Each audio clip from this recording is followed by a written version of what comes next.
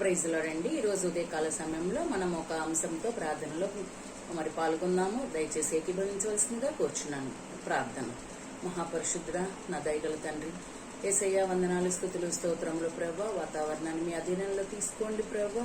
మరి ఎక్కడైతే ప్రభా ఈ యొక్క నేను వాయుగుండం ద్వారా ఎక్కడైతే లోతట్టు ప్రాంతాలు కానివ్వండి ప్రభా, కోనసీమ ప్రాంతాలు కాని ప్రభా, నైనా మరి నదీ పరివాహక ప్రాంతాలు, సముద్ర తీర ప్రాంతాలు ఏవైతే ఇబ్బందికరంగా ఉన్నాయో నైనా, దూర ప్రాంతాలుగా ఉన్నటువంటి నాయన ప్రాంతాలు ఏవైతే ఇబ్బందికరంగా ఉన్నాయో ప్రభు, వాటన్నిటి మీరు ఒక్కసారి దృష్టించండి.